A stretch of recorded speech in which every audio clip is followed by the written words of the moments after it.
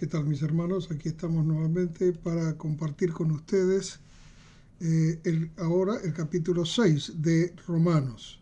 Quien les habla, el doctor Osvaldo Marino Caseñó, pastor y psicólogo clínico. Vamos a seguir trabajando, ya hemos visto los 5 primeros capítulos de Romanos y ahora vamos a continuar la otra mitad. Comenzamos con el capítulo 6. Y quizás algunos se pregunten, ¿pero qué es un psicólogo hablando de Biblia? ¿Qué hace un psicólogo buscando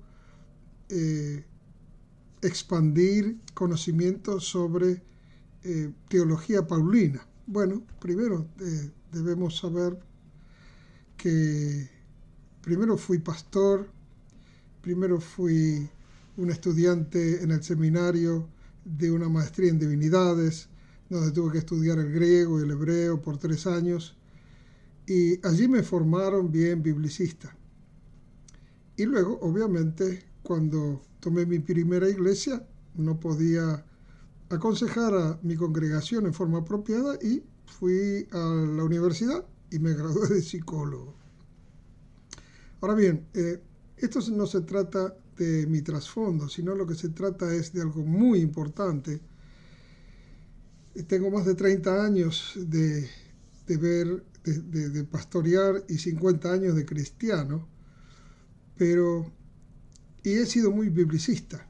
Siempre he empujado a mi congregación a que lea la Reina Valera, que estudie la Reina Valera, y en todo caso también el King James en inglés, y por muchos años defendí esas versiones, dado que son las traducciones más cercanas a las originales griego y hebreo. Y como yo los estudié, entonces me puse a mirar las diferencias y ahí fue donde comprendí que era importantísimo defender estas versiones ante tantas diferentes versiones y traducciones que existen hoy día, que realmente no se puede hacer teología sobre esas versiones, porque llevaría a la gente a pensar cosas que no están en los originales.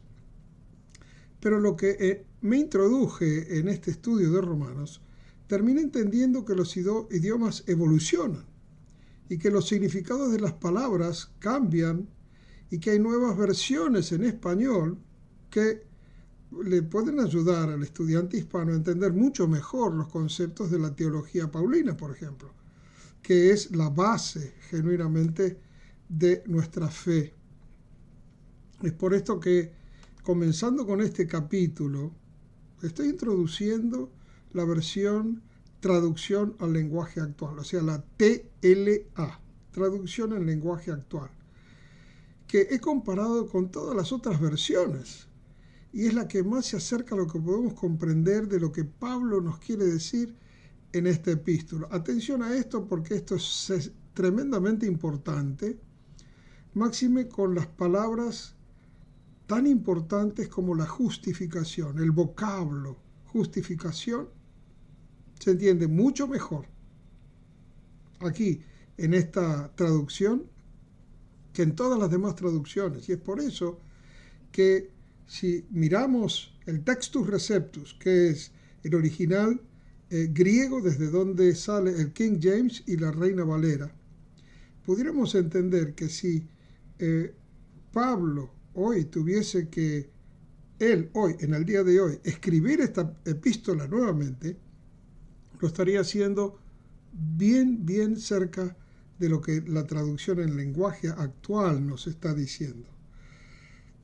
Sigo defendiendo la King James, sigo defendiendo la Reina Valera, en todo sentido y para hacer teología, pero en este caso específico de Romanos, esta palabra justificación a los latinos no les llega, a los hispanos no les llega, porque la palabra justificación está directamente relacionado a lo legal, a términos de justicia, de abogados, pero lo que estaba queriendo decir Pablo a través de esta palabra justificación es que aquellos que han sido salvos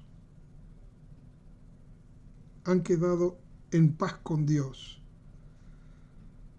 O sea, han quedado justificados, han quedado entendidos, han quedado a cuentas. Y esta es la forma más cercana de traducir justificados. Hemos quedado a cuentas con Dios. Vamos a empezar un poquitito a mirar esto entonces. Este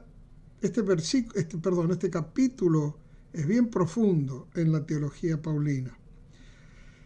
Justamente por eso, porque va a hablarnos de la justificación por la fe en Jesucristo y la universalidad del pecado y la gracia de Dios. Obviamente, este es un capítulo crucial que aborda una objeción fundamental que podría surgir después de haber explicado la abundante gracia de Dios en el capítulo 5.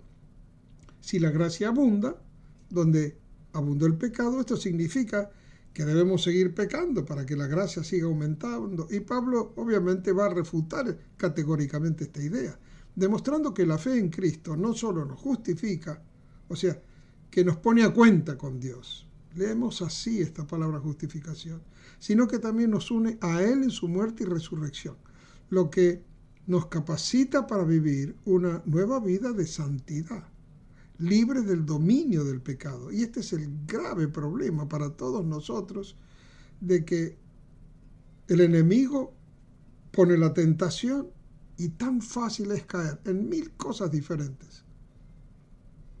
Este capítulo es una exhortación poderosa a vivir de acuerdo con nuestra nueva identidad en Cristo, enfatizando la separación del pecado y la dedicación a vivir una vida diferente, Esta palabra santidad es tan fuerte porque pensamos que los santos son personas especiales.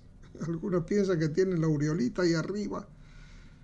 La palabra santidad significa separados de hacer lo que hacen la gente del mundo. Eso es lo que significa santidad, separación de los valores del mundo. Y sabemos que últimamente los valores del mundo están, ¿cómo se diría vulgarmente?, patas para arriba. O sea, lo bueno es malo, lo malo es bueno. Y esto lo vemos hasta en la televisión todos los días. Entonces vamos a ver que en este capítulo hay 5 secciones. La primera es del versículo 1 y Dios, la negación de la continuación en el pecado por causa de la gracia. La segunda sección lo vemos del versículos 3 al 10, nuestra unión con Cristo en su muerte y resurrección. ¿Okay? Luego, la tercera es versículos 11 al 14, que es la exhortación a considerarse muerto al pecado y vivo para Dios. La cuarta sección lo vemos en la 15 a la 22, los versículos, y es la esclavitud y la libertad, de la servidumbre al pecado a la servidumbre de la justicia. Y la quinta sección, versículo 23 solamente, que la paga del pecado y la dádiva de Dios, que es tan claro ese versículo que todos casi lo conocemos, ¿verdad? Entonces, vamos a leer de la TLA, traducción en lenguaje actual, y vamos a mirar cuánto más cerca está de la idea de lo que Pablo nos quería decir. ¿Qué más podemos decir? Dice el versículo 1. ¿Seguiremos pecando para que Dios nos ame más todavía? Y claro, en este versículo Pablo plantea la pregunta retórica que sirve como punto de partida para ese argumento de Pablo en este capítulo, que es la objeción lógica que podría surgir en la mente de alguien que acaba de entender la magnitud de la gracia de Dios. Si donde el pecado abundó, sobreabundó la gracia, entonces vamos a pecar para recibir la gracia, ¿verdad? Pablo obviamente va a anticipar esta falacia. En Romanos 6:2 dice, por supuesto que no. Nosotros ya no tenemos nada que ver con el pecado, así que ya no podemos seguir pecando. Aquí Pablo da una respuesta enfática, en ninguna manera. Absolutamente no. En el griego está claramente escrito así, ni de locos. O sea, la palabra es, no existe esa idea. La razón es profunda. Aquellos que han creído en Cristo han experimentado una muerte espiritual al pecado. Esta muerte no es figurativa en el sentido de que somos incapaces de pecar, no. sino que nuestra relación con el pecado ha sido radicalmente alterada. Ya no estamos bajo el dominio de Satanás como esclavos para hacer lo que la tentación nos pone, sino que vivir en pecado después de haber muerto al pecado es una contradicción en los términos de la nueva vida en Cristo, porque existencialmente ya no somos los mismos. Pasamos allí al bautismo, dice la Biblia que fuimos enterrados con Cristo y fuimos resucitados con Él. Quiere decir que allí la vieja vida quedó en el momento del bautismo y cuando nos hemos levantado a una vida nueva. Y eso está claramente escrito en todas las epístolas de Pablo. Vamos a la segunda sesión. Comenzamos con el versículo 3. Ustedes bien saben que por medio del bautismo nos hemos unido a Cristo en su muerte. Ahí mismo lo está diciendo Pablo. Él apela al conocimiento de sus lectores. El bautismo cristiano, o sea, la inmersión, no es solo un rito externo, es un acto poderoso de nuestra identificación con Cristo. Ser bautizados en Cristo Jesús significa que nos hemos unido a Él. Y esta unión incluye que nos hemos identificado en el bautismo con su muerte, lo que significa que hemos participado en su muerte al pecado y a la vieja naturaleza. En el versículo 4, Pablo nos dice, al ser bautizados, morimos y somos sepultados con Él. Pero si morimos, quiere decir que es para nacer a una nueva vida totalmente diferente. Eso mismo pasó con Jesús. Estamos leyendo lo que Pablo dijo. Cuando Dios el Padre lo resucitó con gran poder. Este versículo expande la idea del bautismo, dado que para Pablo la palabra baptizo en griego significa poner debajo del agua, no es echar unas gotitas. Esta inmersión en el agua nos habla de ser enterrados con Cristo, lo que a su vez nos muestra la muerte de nuestra vieja vida. El levantarnos del agua representa la resurrección a vida nueva con Él. El propósito, entonces, claro, de esta unión con Cristo en su muerte y resurrección es caminar en vida nueva.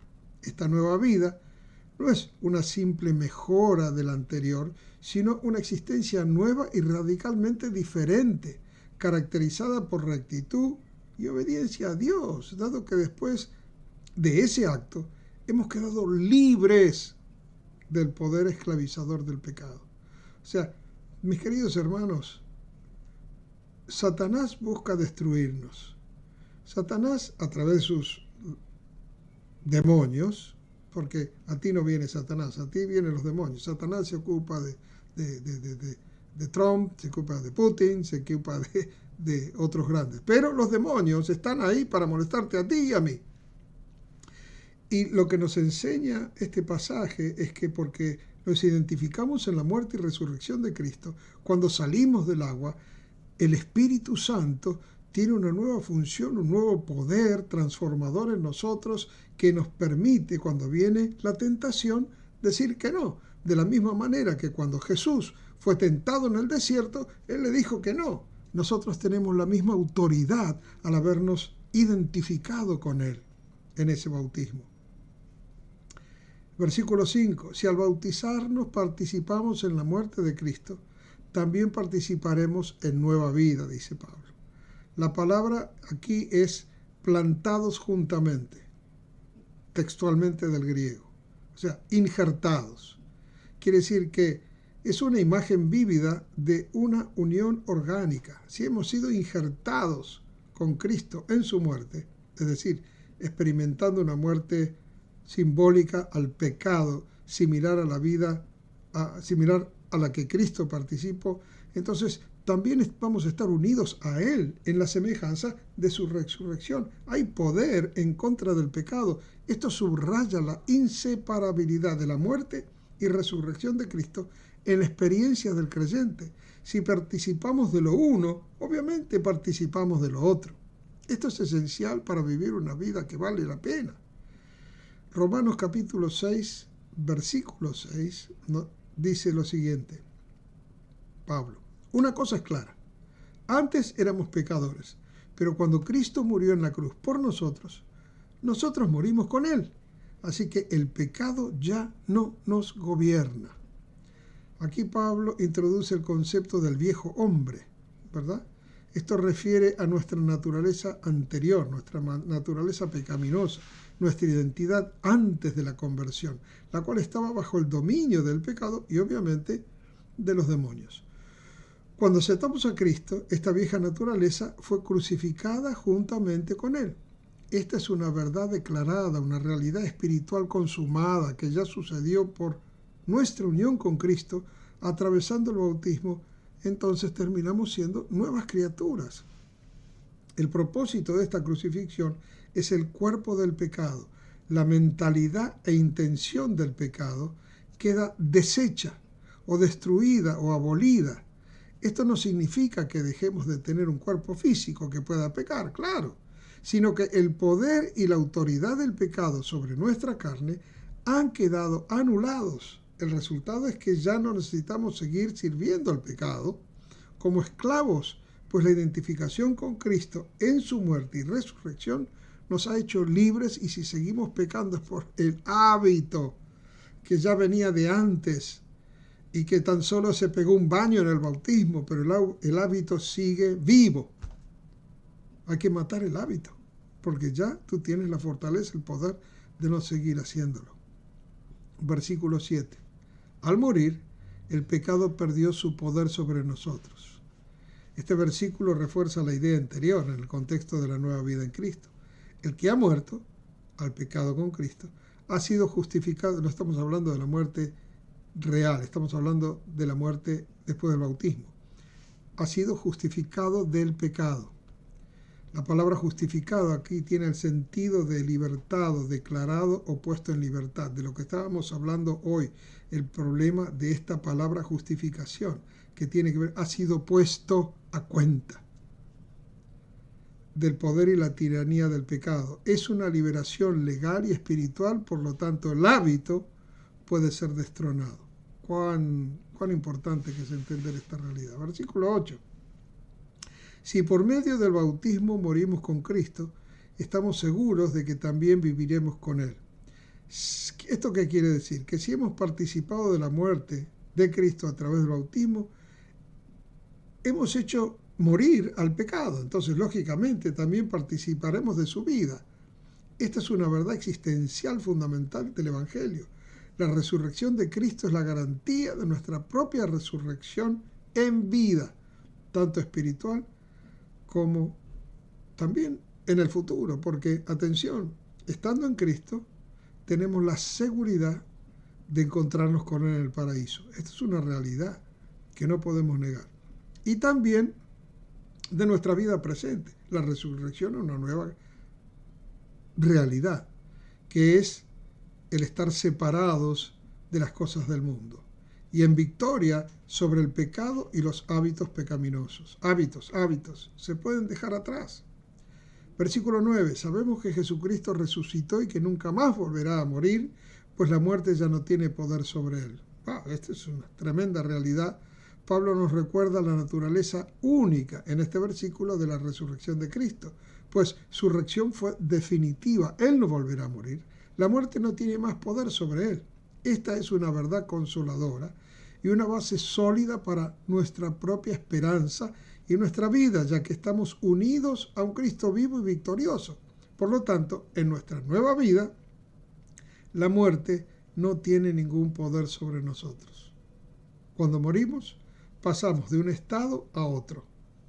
De la misma manera que un niño está 9 meses en la panza de su mamá y para poder nacer a esta realidad tiene que morir a esa realidad de la barriga de la madre.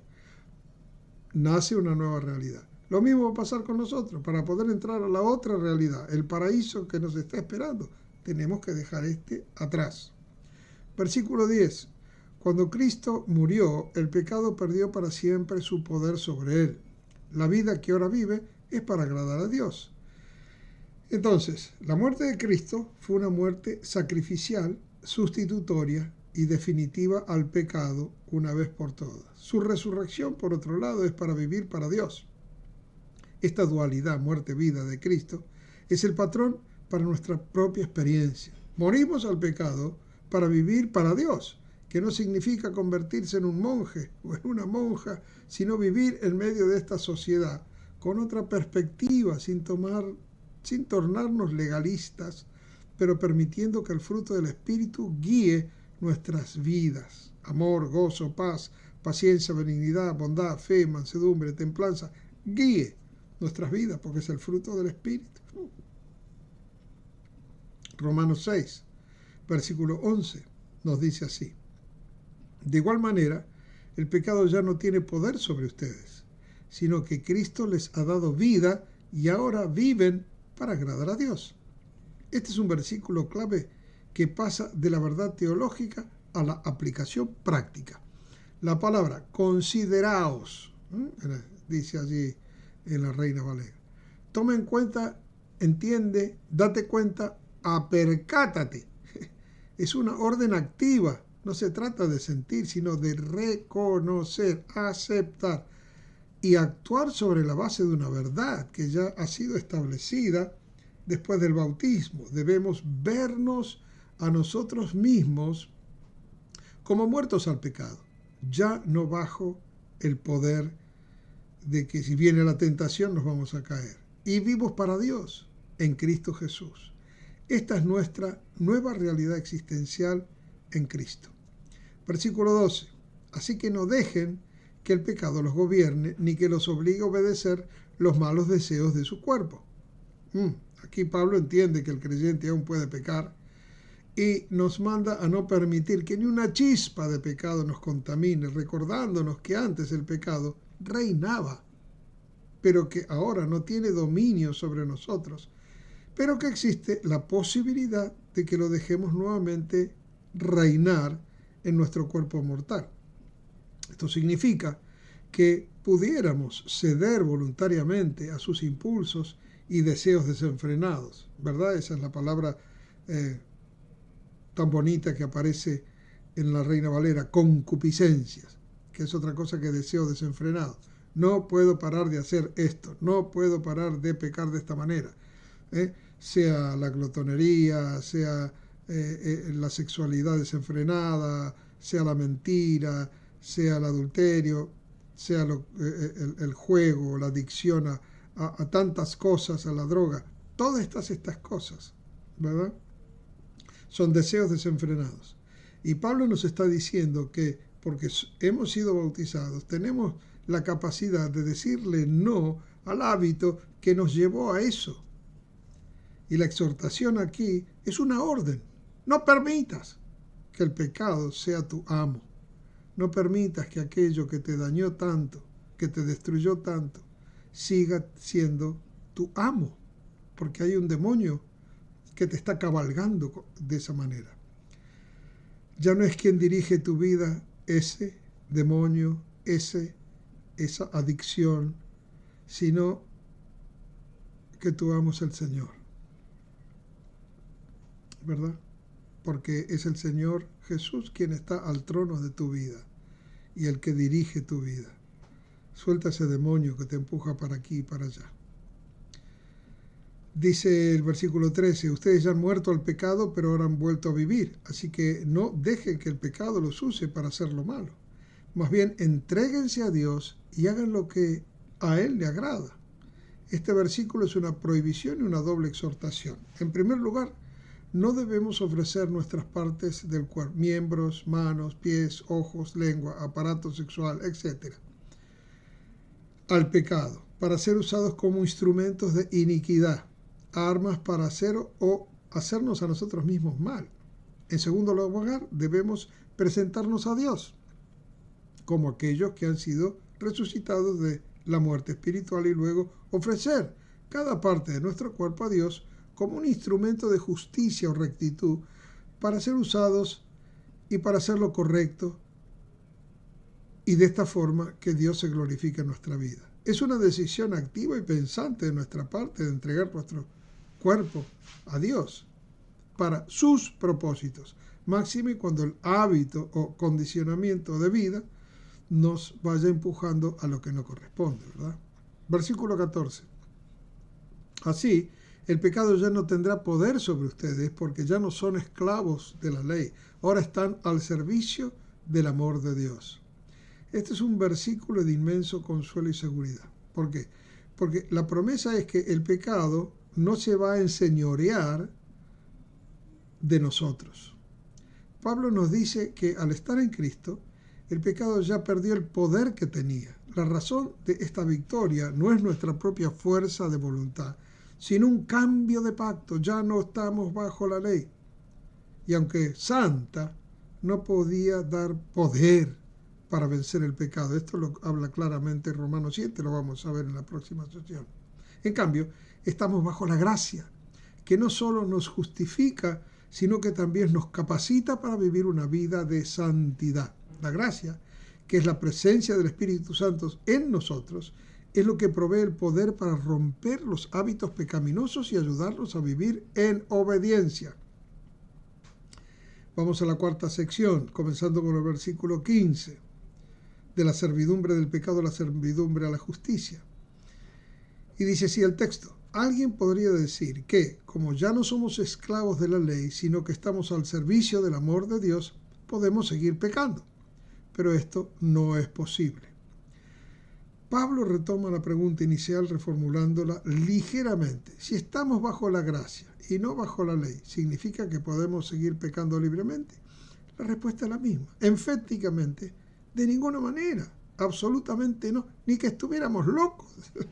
En el griego tiene esa fuerza. La gracia no es una licencia para pecar, sino una nueva dimensión de vida donde hemos quedado habilitados para vivir apartados de la tontería del mundo, en santidad, pero es apartados de la bajeza del mundo. Ejemplo, si vivo en el agua siempre, estaré mojado.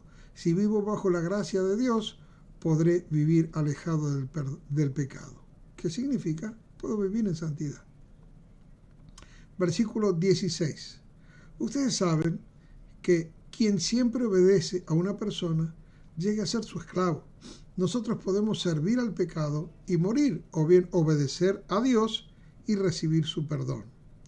Pablo utiliza una analogía poderosa: la esclavitud.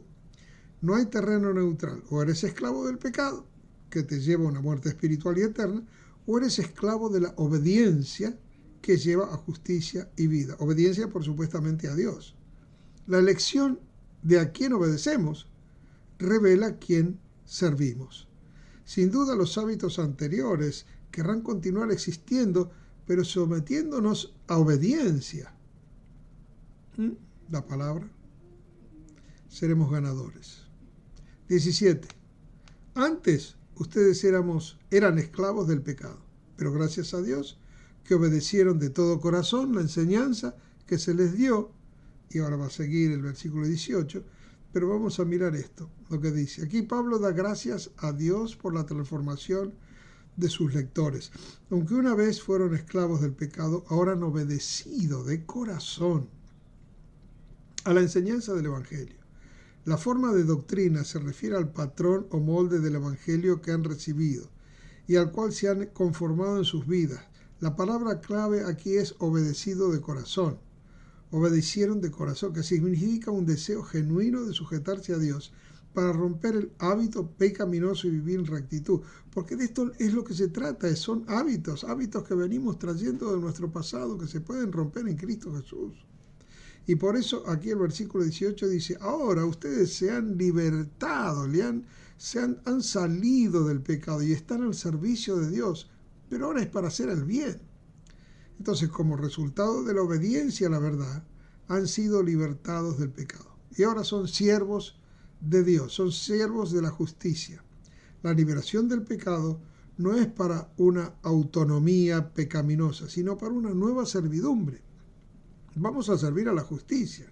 La verdadera libertad en Cristo es la libertad para ser lo que Dios nos creó para ser: justos, rectos y apartados, santos. Romanos 6:19 dice así: como a ustedes todavía les cuesta entender esto, se los explico con palabras sencillas y bien conocidas. ¿Ven qué linda forma tiene la TLA de hablarnos?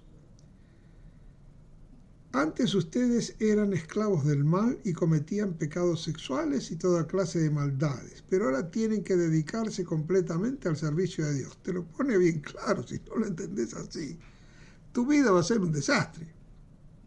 Pablo se disculpa por usar una analogía tan terrenal, la esclavitud, pero lo hace debido a la humana debilidad de sus lectores, es decir, para facilitar su comprensión, repite la exhortación del versículo 13. Así como antes usaban sus cuerpos para la inmundicia y la iniquidad, pecado en sus formas más despreciables, ahora deben usar sus cuerpos, sus miembros, para servir a la justicia o la rectitud, con miras a la santificación, a estar apartados. Es un llamado a una dedicación total, a vivir en forma pura, a vivir en el fruto del Espíritu. Versículo 20. Cuando ustedes eran esclavos del pecado, no tenían que vivir como a Dios les agrada. Esta es una declaración paradójica, ¿verdad? Porque cuando éramos esclavos del pecado, no teníamos ninguna obligación ni interés en rectitud de vida o vida justa o vida apartada. Éramos libres, dice, de hacer el bien, en el sentido que no se nos afectaba ni nos dominaba esta libertad. Pero ahora hay una libertad para hacer el bien.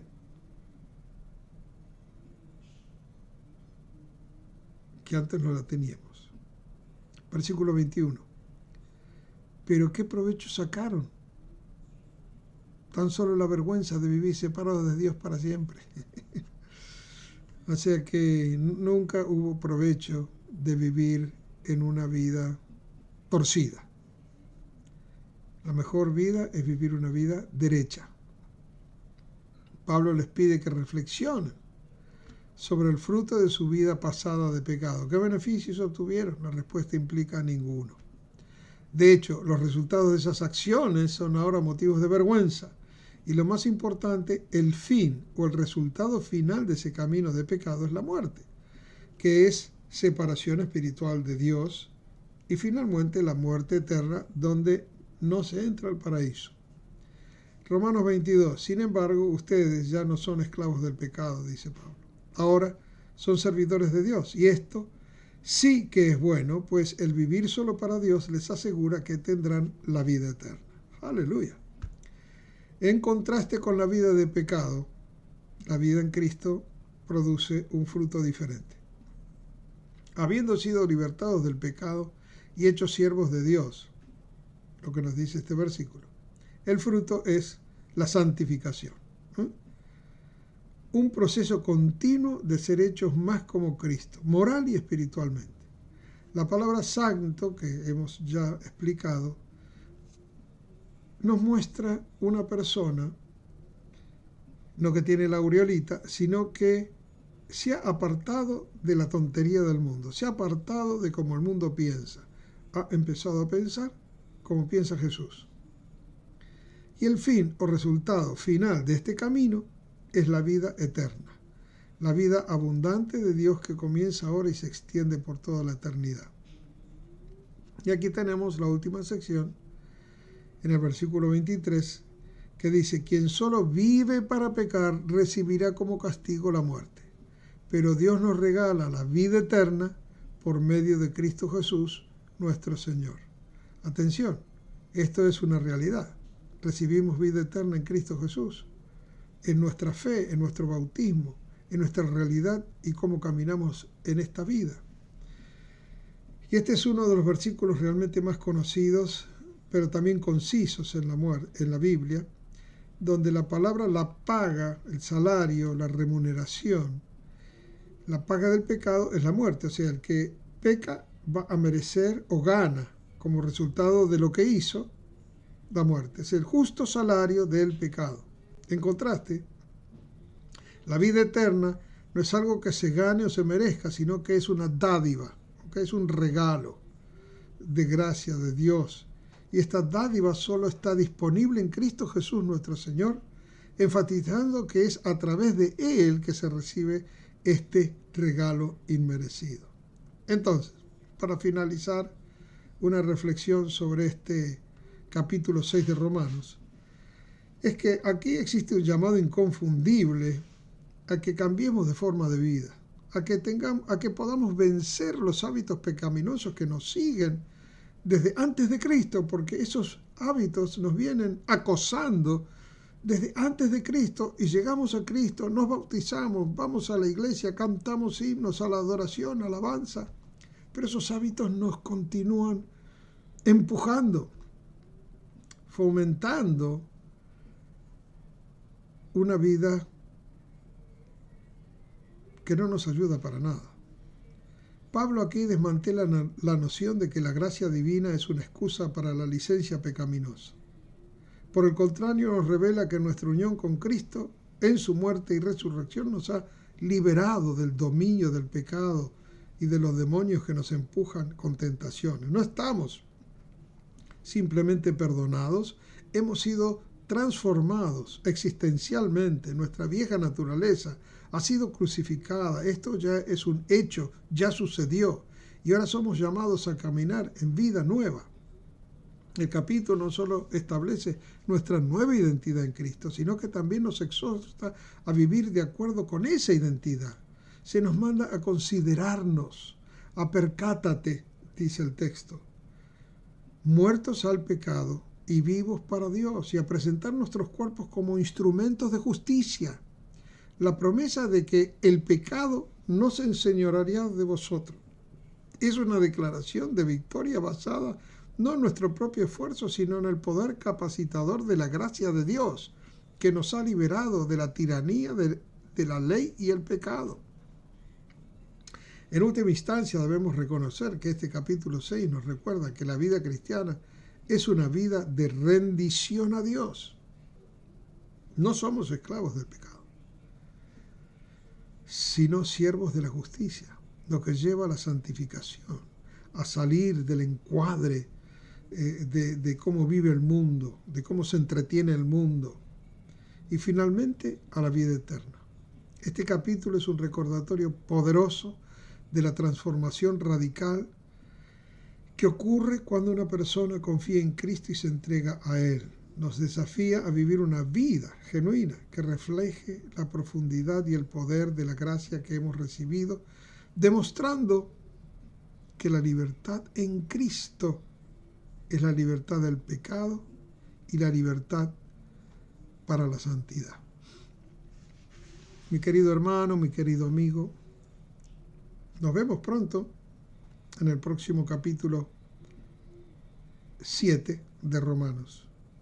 Pero antes de irme, quiero decirte que los demonios no nos dejan tranquilos. Pero con esta realidad, si podemos vivir en esta realidad, como psicólogo, tú sabes que atiendo personas de todo tipo de circunstancias y situaciones. Acabo de trabajar con una muchacha que tiene problemas de adicción a droga. Y estos son los principios que yo compartía con ella para que pudiese entender que son los hábitos los que nos hacen caer, pero que por el bautismo en Cristo Jesús, esos hábitos ya han quedado allí abajo. Interesantemente, esta muchacha creyente, bautizada hace muchos años, ahora volvió a los hábitos de antes de Cristo. Y no hay una solución mágica, sino que hay que aceptar. Por eso dice la Biblia, apercátate, considérate, entiende que ya no eres la persona que eras antes de Cristo, sino que eres una persona nueva. Tu mente ha sido transformada, el Espíritu Santo está dentro tuyo para asistirte y ayudarte y darte la fortaleza a que dejes los hábitos pecaminosos atrás. Entonces, mis queridos hermanos, como decía yo hace un momento, los demonios no nos dejan tranquilos, pero sí tenemos la autoridad y el poder a través de todo lo que hemos participado como hijos de Dios para poder vivir una vida santa, una vida apartada de la locura de este mundo y de todo lo que este mundo quiere vendernos, en cuanto a actitudes, pensamientos, conductas equivocadas. Nos vemos entonces en unas semanas, si Dios mediante nos permite, para capítulo 7. Paz de Dios.